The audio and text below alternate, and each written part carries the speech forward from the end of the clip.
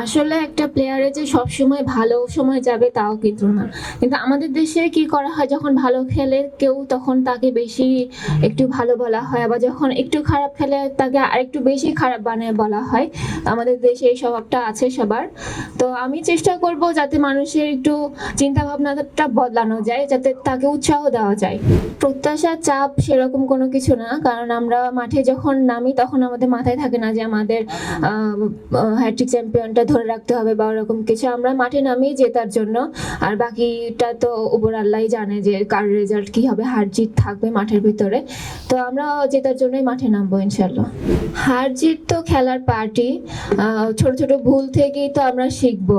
আমরা তো কেবল প্রথমবার হচ্ছে এফসিতে গিয়েছি খেলার জন্য, তো প্রথমবারে যে আমরা খুব ভালো কিছু করতে পারবো তাও আশা করাটা আমাদের কাছ থেকে ঠিক না।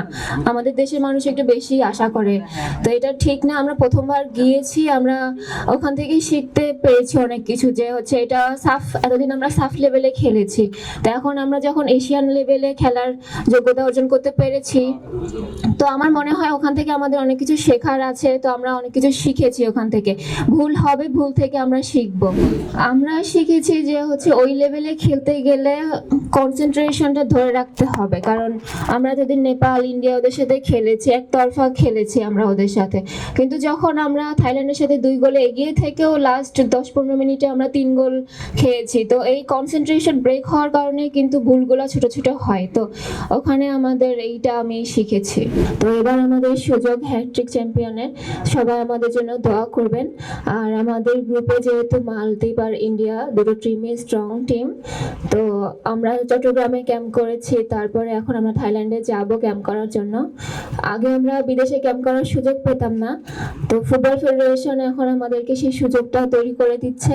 তো আমরা অবশ্যই চেষ্টা করবো এই সুযোগগুলো কাজে লাগিয়ে ভালো খেলার, এবং যেহেতু হ্যাট্রিক চ্যাম্পিয়নের সুযোগ, ইনশাল্লাহ আমরা যেন চ্যাম্পিয়ন হতে পারি। সবাই আমাদের জন্য দোয়া করবেন। ধন্যবাদ।